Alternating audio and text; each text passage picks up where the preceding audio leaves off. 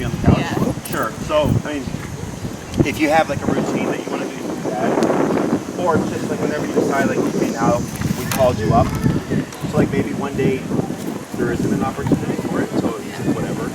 But then the next day maybe an hour while you're watching a movie or whatever, like, you know, it's how you see fit. I think we kind of ruined it because we have sleep though. So I feel like we're in deep. So when it comes to the bed and couch stuff, like I really don't care. And leave it to the owners. Yeah. Some people are like, absolutely not. Some people are only when I say so. Some people are like, we don't care either. Behaviorally, like, because some trainers will tell you, don't let the dog sleep in your bed, you know, make sure you treat the dog, blah, blah, blah. Don't let the dogs go out the door first, all that stuff. It actually doesn't have anything to do with behavior. Unless, like, the dog is possessing the bed, that's different, right? So, as long as I don't see anything like that, I really don't care.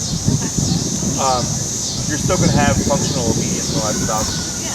If behaviorally he's a good pup and there's no issues, then it doesn't. He does like wake up and whimper sometimes. Oh, like what? Like in the middle of the night? Yeah. What time? Last night at 3 in the morning. Not to go to bed. And what do you do? It's like he wanted attention, I swear. You fed him? I didn't feed him, but he like rolled over. I swear he just wanted like his stomach rub or something. Sure. Now, if you reinforce that, you're reinforcing 3 o'clock in the morning belly rub. Am I supposed to ignore? Correct it or ignore it. Right? So, like, let's say you try ignoring it. He wakes up in the middle of the night, he whimpers, you wake up, you kind of didn't hear it, go back to bed, do that for a few nights. If it goes away, perfect. If it starts to become a habit, despite you ignoring it, then I think about either correcting the behavior or removing them from the bed and not allowing that. So there's no real right or wrong. It's what's going to work for them. Okay. So, okay. I'll try to ignore. Anything else? He's like seems to be severely attached to me. Anytime I leave the room, he whimpers. Okay. Has it ever escalated? It's like loud barking or whining. He whines. Does it go away after a couple of minutes? Yeah. Okay. I wouldn't be too worried about it, but if it starts to become more prevalent or like escalate, barking and loud whining and stuff like that, that's definitely a problem. Because that's separation anxiety. So like, let's say you're with Moose and Danielle leaves, will he start whining? It depends. Like right now, we actually did it. Like I was walking, she went to the garbage, and I was trying to walk the other way, and like he was crying to go to her. Oh, yeah. But at home, like if she leaves, yeah, like, he doesn't cry.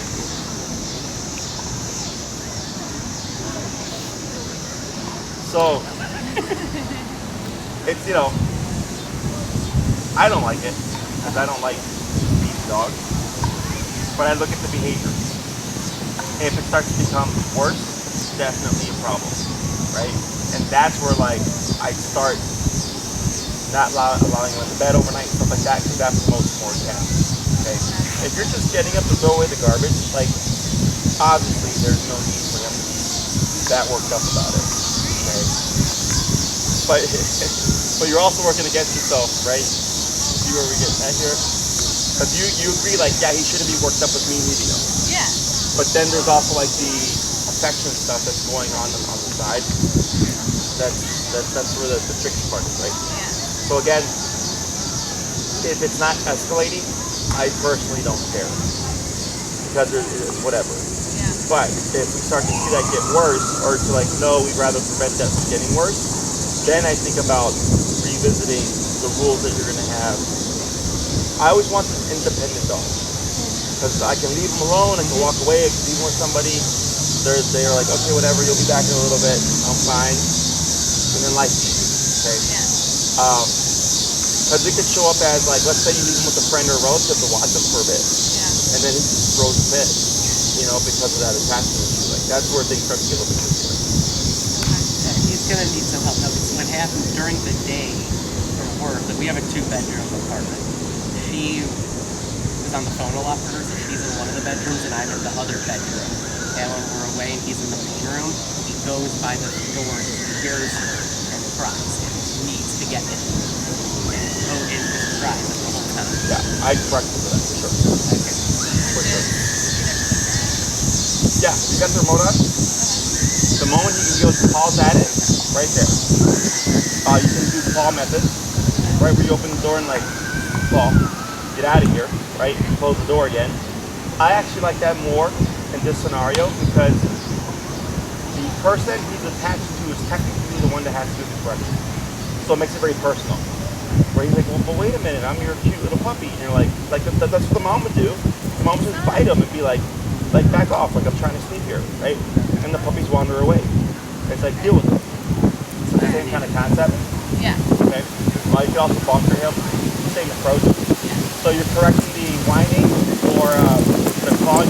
The moment it happens, immediately go to correct. If you have to work, then I would do this outside of work, like maybe on the weekend, like you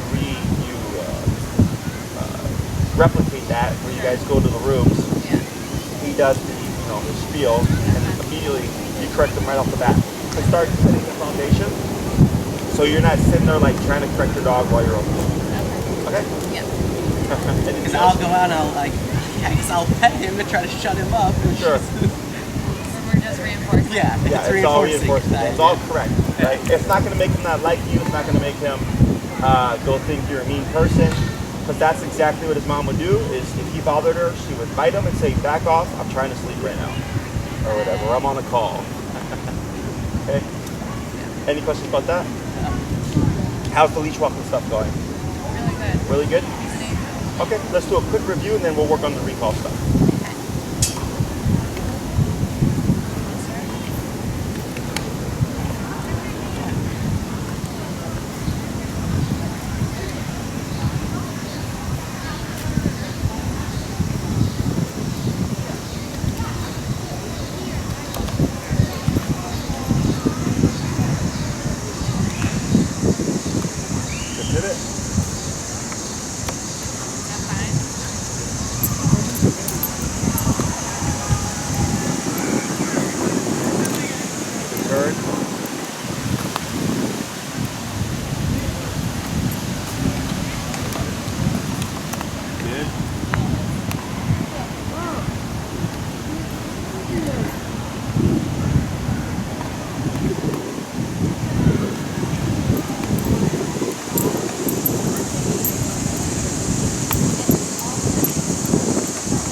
Very good. Let's go stop.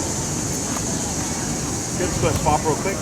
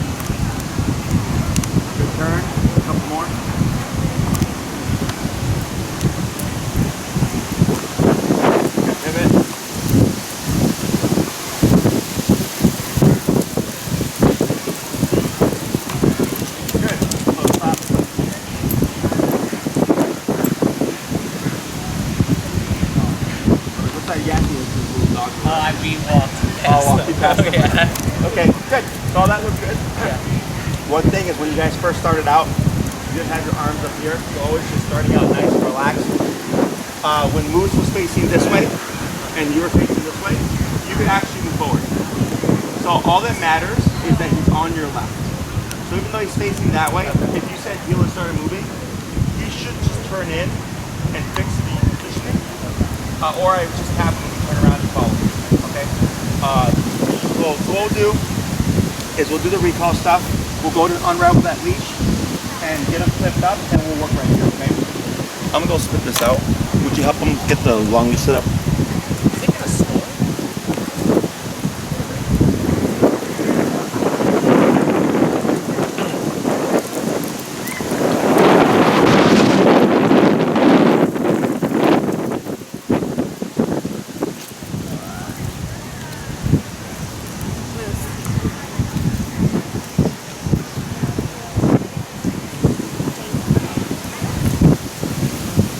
So you want to keep the short leash on? Keep it on also. Yeah. Okay. Back there, because that thing will pop off.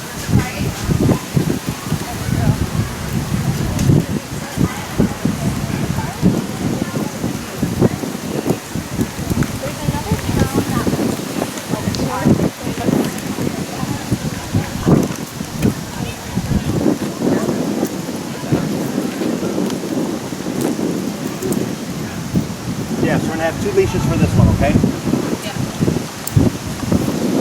Who's gonna do the first batch of the recall? Okay. Okay. So then you'll hold on to the short leash, and Austin here will grab the. You have your remote. Okay. And you'll grab the end of your long leash there.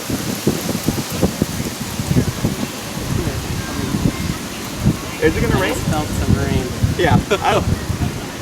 Doesn't look too dark. Alrighty, so I'm gonna coach you through all this stuff, right? So go ahead and let that go completely flat, and you'll hold on just to the hand of it. There you go. Alright, so this is the most coordination heavy command there is, right? So tap, tap. Yeah, he was eating something there. Tap. There we go. Alright, so you're gonna take your leash.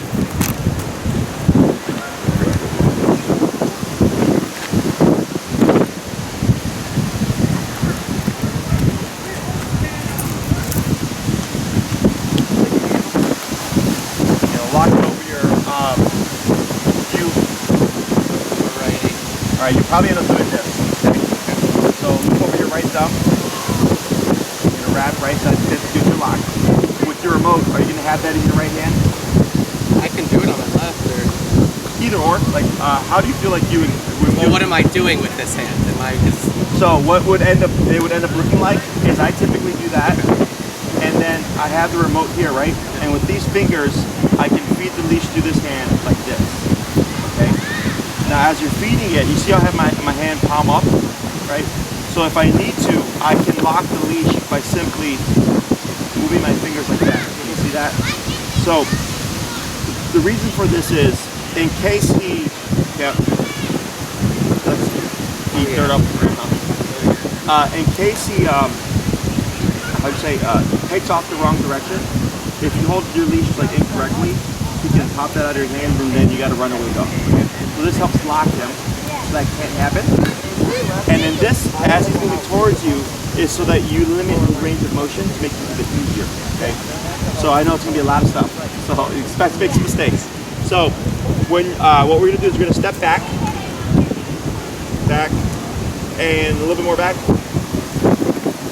So you feel like if you pull your leash, you feel like tension. Okay, right?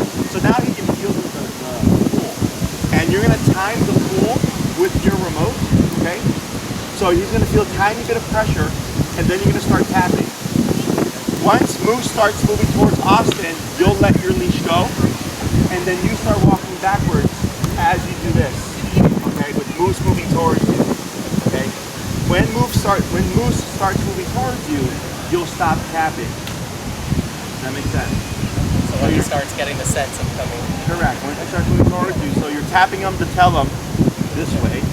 Once he starts doing it, you stop tapping, and you're moving backwards while you reel in your leash. Okay. So excited.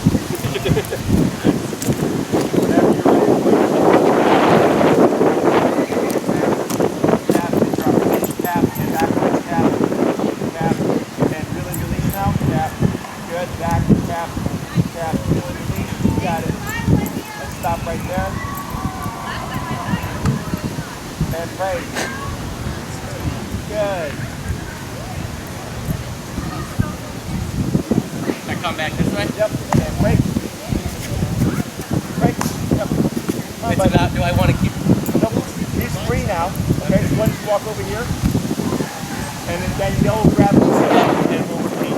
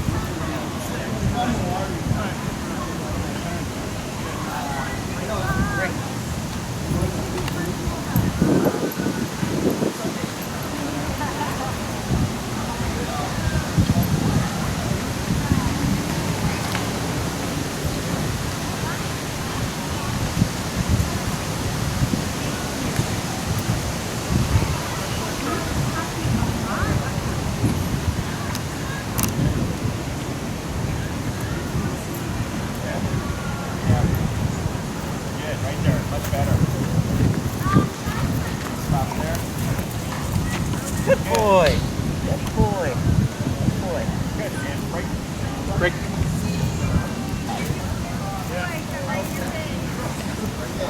Every time I get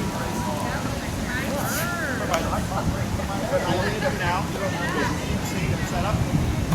But now instead of pulling, you're going to just start tapping to see if you'll do the recall with the tap. If not, after a couple, then you can start pulling on you.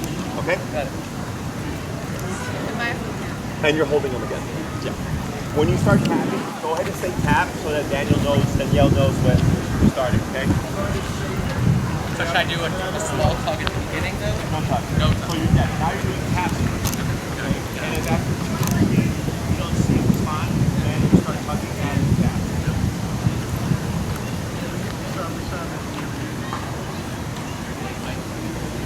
Tap. Tap. Tap. Tap. Tap. There you go. Tap. Good. Hit backwards. Good. Tap. Tap. Tap. Tap. There it is. Keep going. Keep going. Good. That boy. Good. And stop.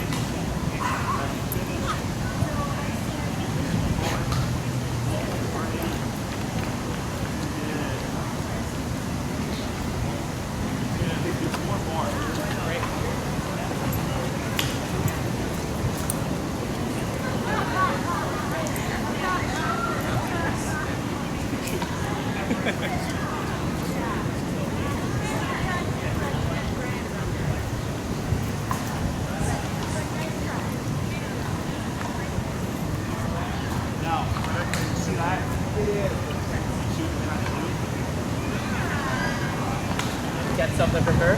No, try to run back to you. And so he's thinking already, like, Dad's gonna call me. Okay. That's why we have the second leash. Is so that in case he tries to prematurely leave, you can keep him still. Okay? Go ahead. Tap. Tap. There you go. And back. 1, 2. That's good right there. Good. And praise the boy.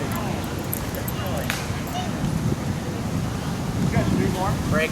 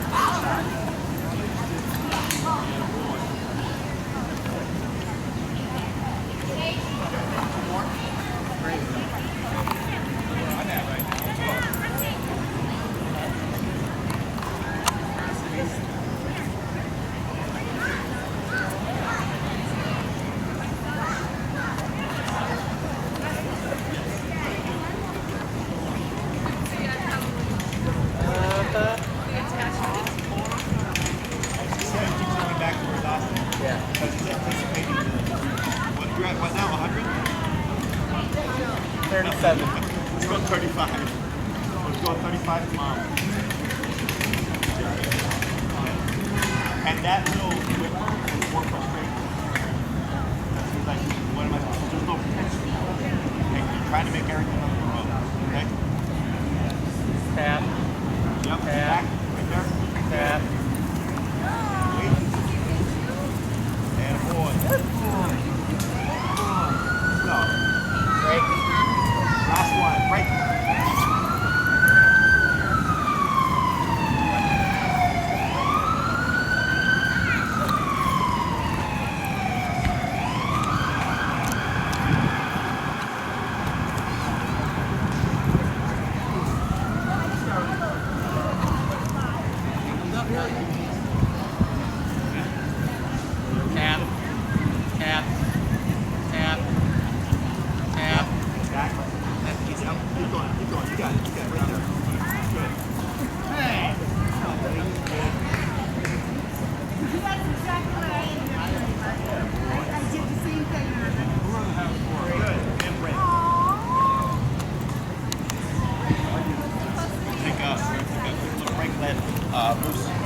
everything. So a couple of those are really good. He felt the tap and just started moving. But he's still trying to troubleshoot things, right? We're gonna bring in the word.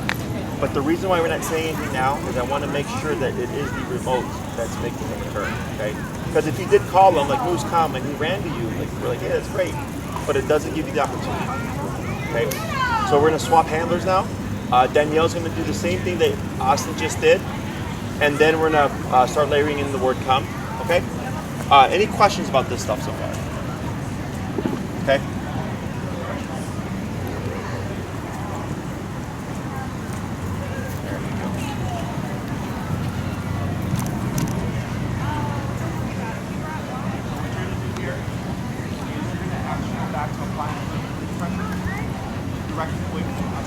Since he's done all the recalls right now, I would assume that Moose is going to want to towards you. Okay, so we're going to do a little bit of distraction to help him out. So just a tiny bit so that he feels it. Forward.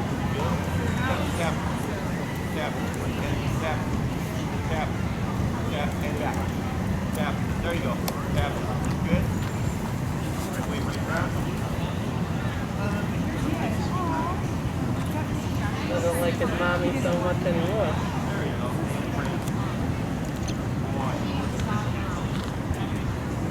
And 4 times, okay? Right?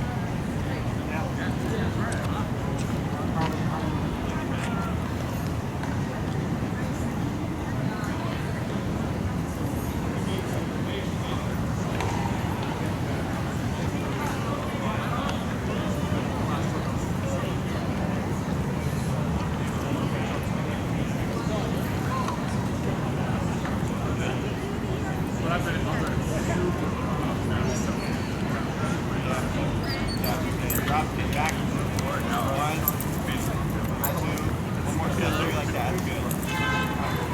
Good. Embrace. So once he starts moving towards you, or once you start to see that movement, at least 3 steps back. Okay? Yeah. Good. Break. Great. 3 more.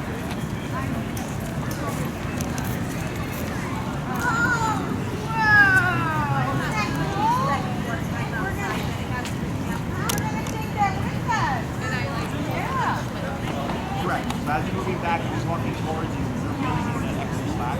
Don't worry about getting all of it. Okay, you're shortening what you can. Yeah. Right. Just down. Good. Now back. 1, 2, 3. That's good.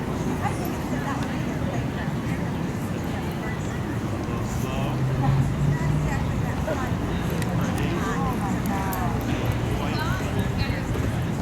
Try 2 more.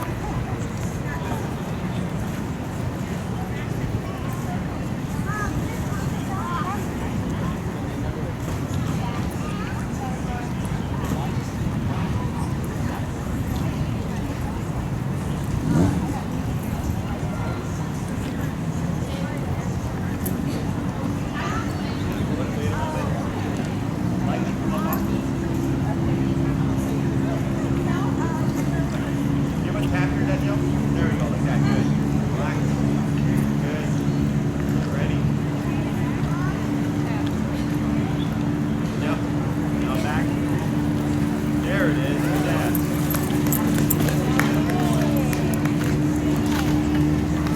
One more. Great.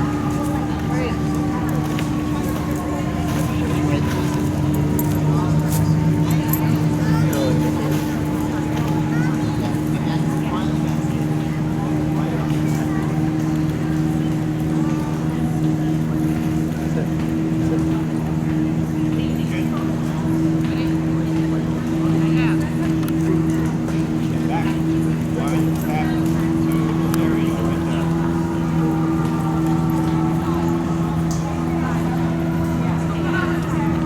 Good, and break.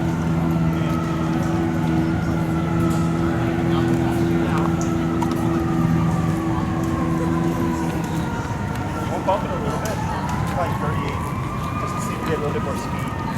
And now we're going to do what you did on the second half, which was you're going to start tapping first, no pull. Okay? So we're trying to get him to respond to the tap Again, if you do 2 to 3 and there's no response in terms of movement, then you start moving back to tug him. Okay?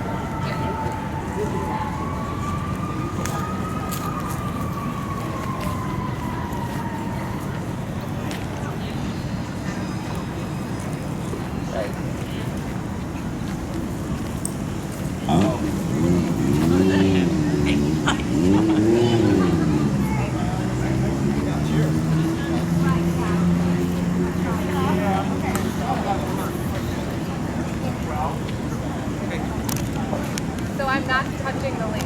Right, so go and take a step in, like that, that's good. You're leaving it slack now. So after you tap 2 or 3 times, if he doesn't know what to do, keep tapping and just move backwards. Am I pulling it in? You're supposed to whenever you move back. Yeah. Alright. Yep, back. 1, 2, that's good.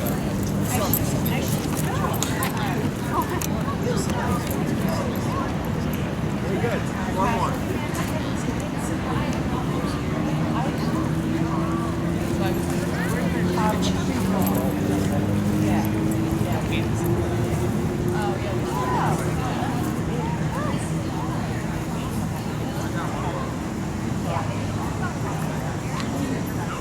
We're leaving the leash like that.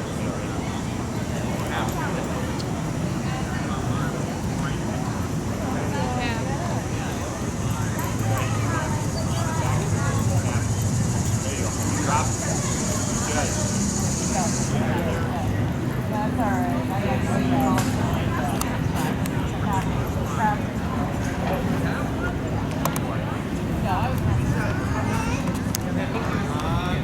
Frustration.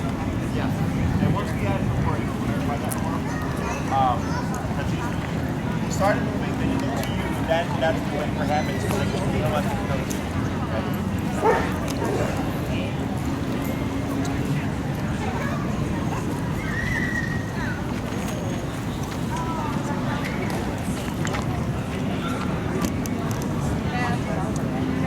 Yep, back.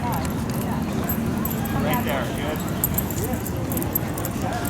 And more. Last one.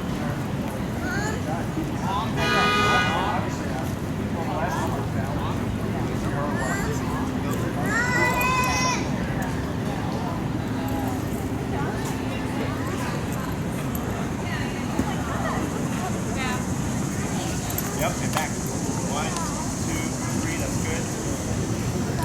Give a tap here. And back. Tap, tap, tap, back. Stop. Squat.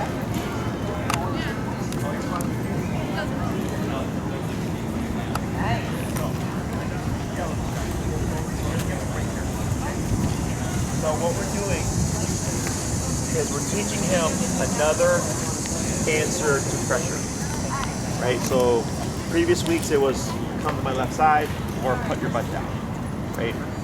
Now it's come to one of us, and when we layer in the word, the voice will of course clarify for him who exactly to go to. Now we flip things around, so initially, because he's not going to know what to do, we needed some tension to direct him where to go. And then once we do a few reps of that, I go, now let's remove the tension, because now you've got a concept, and go straight to remote. So I'm trying to, when we use the leash, I try not to use it too much, so that, because then the dog and the owner become reliant on it. And we're trying to switch everything over to the remote as soon as possible, okay?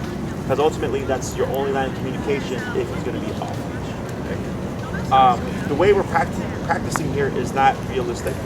Like, you're not going to be, you know, when you need him to come to you, it's going to be because he's chasing something, he's running towards something he shouldn't, or he's running away, okay? So obviously this isn't that kind of scenario, but we're building that foundation.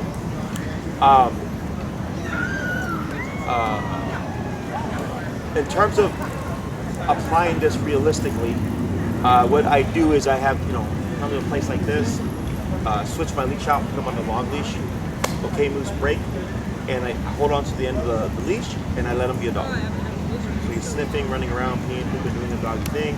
I'm just ignoring him, and then maybe he like sees something up here, like squirrels or whatever, and he starts like barking at them. I let him do it, right? Get really distracted with all that stuff. And then after a couple minutes of that, right, all right, now I'm gonna call you. Moose come, tap, tap, tap, tap, right? Making him come to you from the squirrels. Good boy, praise, break. And then I go right back out to like wandering, okay? When you work solo, you want to be mindful not to drill this out too much. When you work together, you can practice as much as you want because you can force the disconnect. But you started to see how he started to book it towards Danielle, right? Because he's like, oh, mom's gonna call me. Might as well just go before she does it. But that doesn't give us the opportunity to practice the recall, so we have to force that disconnect. But if you do this by yourself and you drill it too much, then Moose will never want to leave you. Okay, so you're trying to balance out comfort in being a dog with it's okay, but when I call you, you're gonna need to come back. Okay? So you're gonna be practicing two different ways. If you go into an environment where it's like super bland and like nothing's going on, then I would opt for like what you guys are doing. But if you happen to have, you know, like by you guys it's the dog park, right? You know, I might let Moose go up to the dog park fence and I'm on, you know, but we're on the outside. And he's like, oh, who's here today? And I sneak across. I let him get distracted for a couple of minutes. Moose come and call him off of the fence. Okay? So that's a bit of a distraction, more realistic. Okay? Questions about any of that stuff? So we're gonna do another round, but now we're gonna add in the word come. I tend to say the dog's name first, followed by the command, so Moose come. Everything's gonna stay the same. You're gonna issue the command, Moose come, then you're gonna start tapping. If he turns on the tap perfect, you just move backwards those first few steps. Good boy, good boy, good boy. You praise him, break, and repeat. When you call Moose, if he does come to you, you're still gonna tap. Okay, so even if he's already turning and moving, you still tap at least one time. Okay? Questions? Yes. Okay. So we'll keep it with you. You'll do the first batch of someone calls, and then we'll switch to Austin, okay?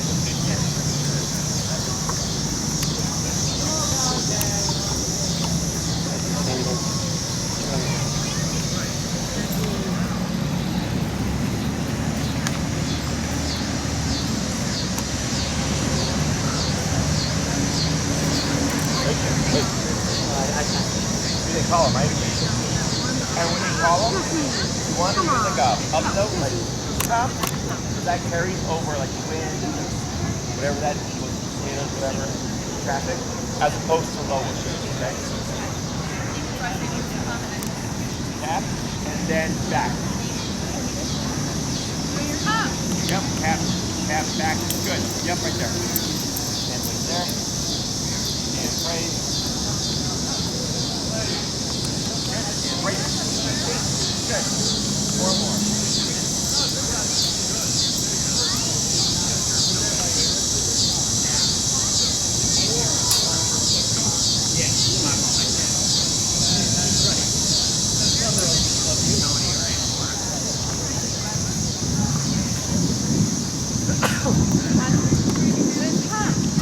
Yep.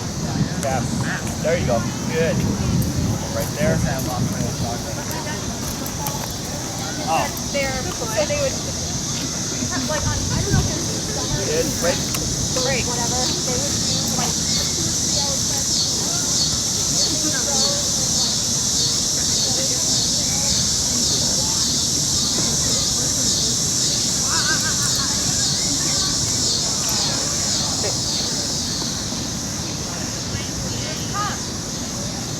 Good. Yes.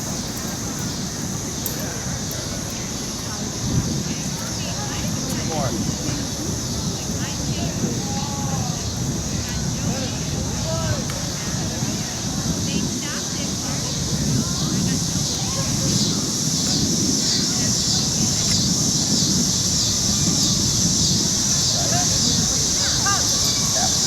Good. And back 1, 2, 3. That's good.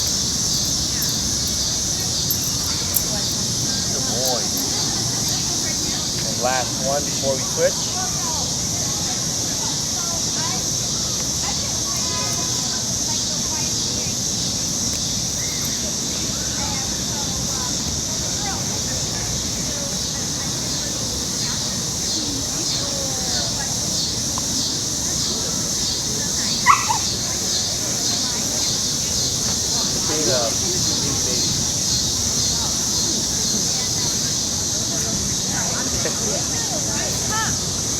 Good? There you go. And a boy.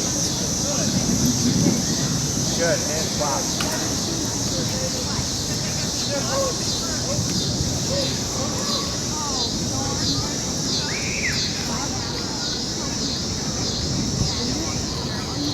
So we're going to add one left. One smooth land. Here. I can pause for a second. Here with the tap. He should automatically sit. Okay? If he gets confused and starts to walk away from you, you'll turn the face loose and walk backwards and tap. Okay? I'm going to do it if that happens.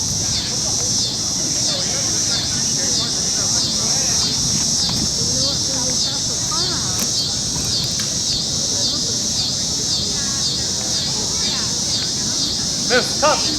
Tap. Good boy, good boy. Good.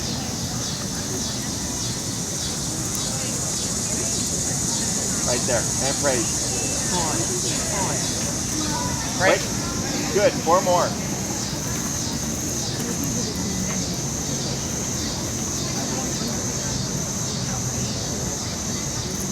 Does it matter? Does it matter if we keep to go every other one or no? Like which way we're coming from? No, it doesn't. I like that you're actually changing it up.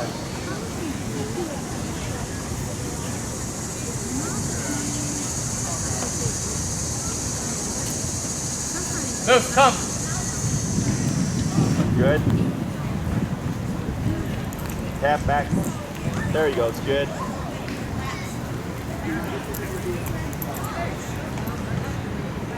Like that, good, and praise. Good. We'll do 3 more and then we'll give him a break. Now he's starting to get tired.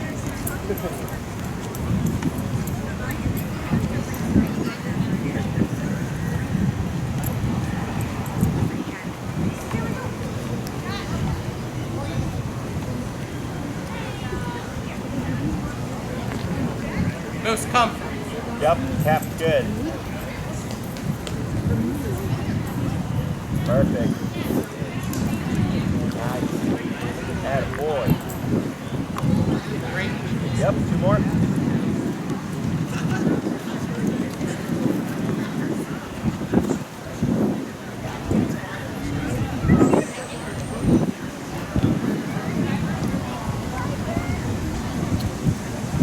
Moose, come. Good. Nice. Very good.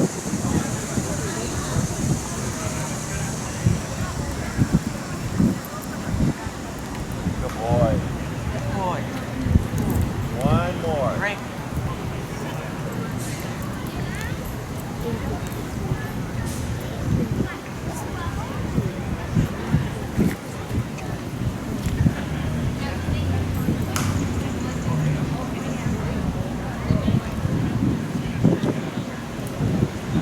Moose, come.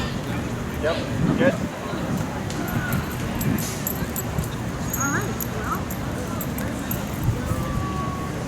Good. Now what we're going to do here is go ahead and just hold on to the end of your leash and let the rest go slack. And then just say heel and walk towards then yell. Heel. Slow to stop.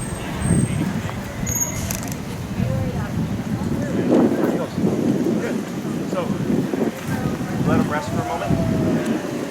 Questions about any of that stuff? After we take the light off the leash. Right. So there's phases to this, right? So right now, I liked how he was progressing. He was responding to, like I could start to see him respond to the word moose, and he was already anticipating come's going to come. And then even with the taps, he was still moving forward. So at this stage, the reason for the tap every time you call him is at some point you're going to do a delayed tap. Okay. So if I'm moose and you call me, right, and I turn, but then you tap here, what do you think would happen? Stop and or else what else? Okay. Continue to Or? go back the other way. Yes. Run away. So, because the dog or moose is thinking, you said something, I started doing something, then the hit happened, right? So then it confuses the dog, and he thinks, oh, was that wrong? And then it pushes him away. So we want to cement in his brain, tap always means you always come to me, okay? So we do this intentionally to force that mistake to happen so that we can work through it, okay? So you want to get used to every time you call them, you always remote while you're in the training phase. And there's a few things that we do intentionally to force mistakes to happen, because recall is the most important command, right? If you call Moose when he's running towards the street and he does not turn on a dime, bad things can happen, right? So sometimes we do a lot of things that are unfair, or we'll play with numbers in a way that's unfair, because when you need your obedience to absolutely function, you might have to jack it up to make him return, and if you've not ever done that before, that's a whole different situation, okay?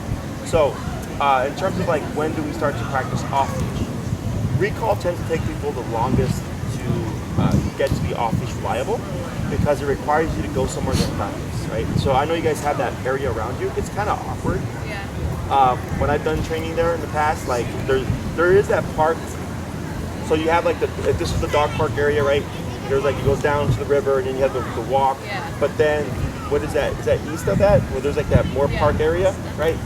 So there's stuff there, but there's like paths, right? So then you got to worry about people. But then the part by the dog park area is like very narrow, and you don't have a lot of room to play with. And then plus there's a lot of people walking around, right? Yeah. There's a place we can go to by us. There's like huge open fields, kind of like right by Chicago, up on north of Chicago, by the Cabrini Greens. I know what you're talking about. Yeah. There's a couple like just like big. Yes.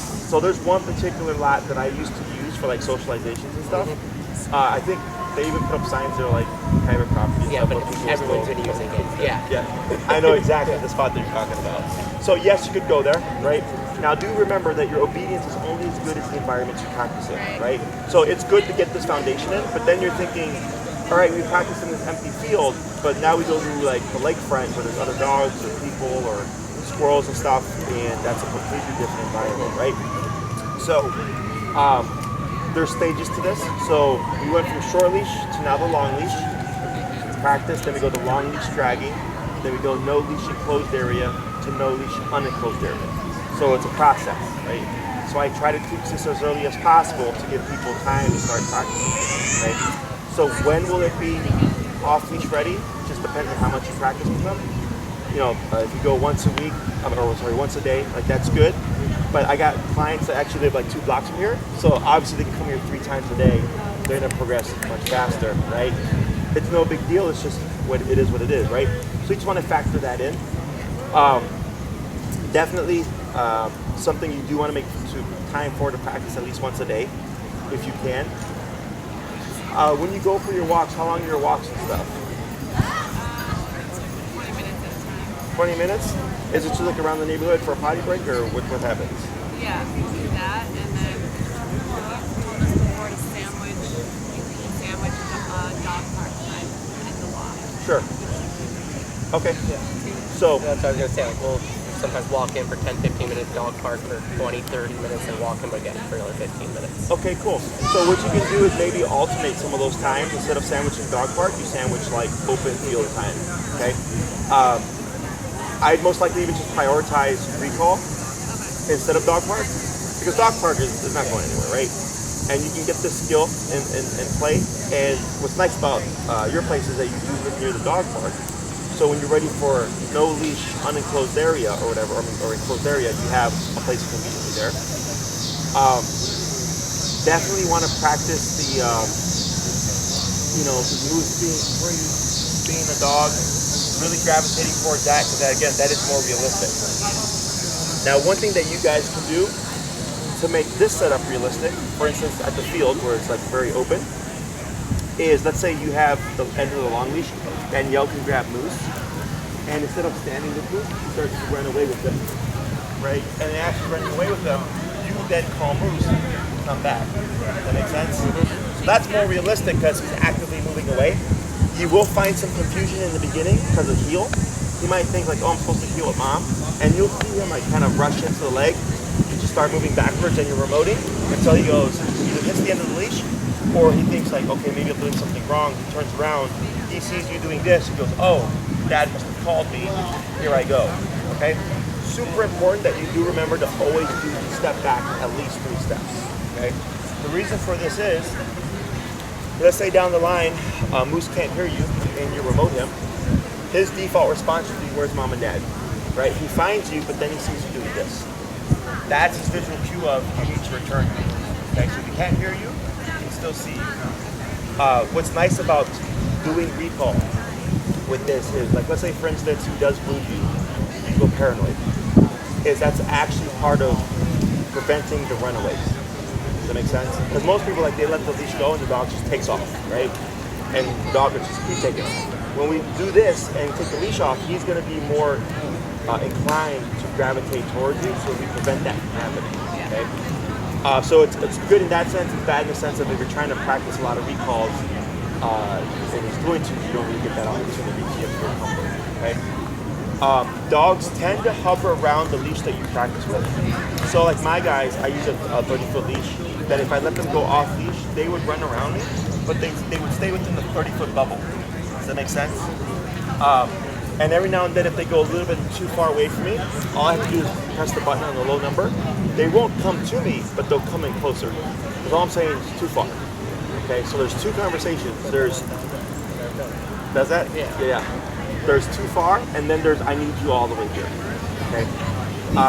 Towards the end of this, on the batch that Austin did, we added the auto sits. Right. So it's not a sit stay. It's a come to me, and once you arrive, put your butt down, just like the heel. Okay. You heel, you can go stop. The auto sits. So then you would just reinforce that. So you would save the praise until he's come to you and puts his butt down. If Moose lands away from you, do not come to him and praise him. Okay, you would want to turn to face him, start tapping, and move away to make him close that gap. Even if it's a couple of feet, make Moose come all the way. Okay, if you move to him, you do part of the work, and the next thing you know, he's going to start running over here. He'll slow down, and then he'll just start running away again. Okay. We didn't really see it today, but let's say you call Moose, he runs to you, but then keeps going. You would turn to face him, then move this way and start tapping.